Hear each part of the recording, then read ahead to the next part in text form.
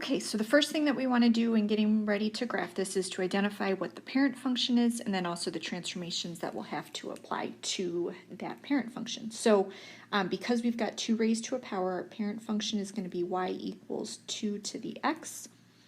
And again, just same with the 2 to the x and 1/2 to the x that we did on the guided learning text. To get a nice shape of the graph, we're going to choose -2, -1, 0, 1, 2, and that gives us 1/4, 1/2, 1, 2, 4. Okay, so for the transformations, and again, we want to do horizontal shifting first. So because of that x plus 4, we're going to shift the graph left 4.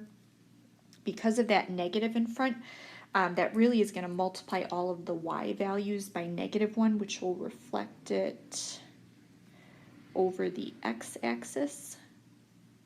And again, that really just multiplies the y by -1.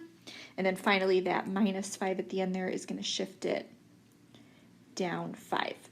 Now, really, these first 2 transformations, the left 4 and reflecting over, those are interchangeable in terms of which one you do first.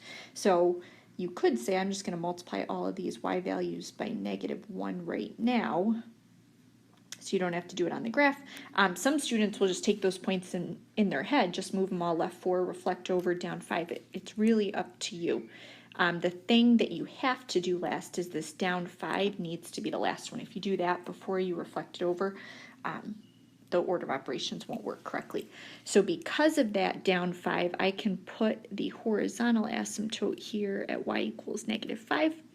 And then, so I'm going to plot the points using those as my x values and those as my y values. So -2, -1/4, -1, -1/2, 0, -1, 1, -2, 2, -4. And then all of those points are going to get shifted left 4 and down 5, which will put them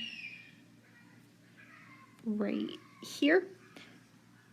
So that's going to be your final graph, and then for the domain and the range and all of that, the domain, any value of x is included in the domain, so all real numbers or -infinity to infinity.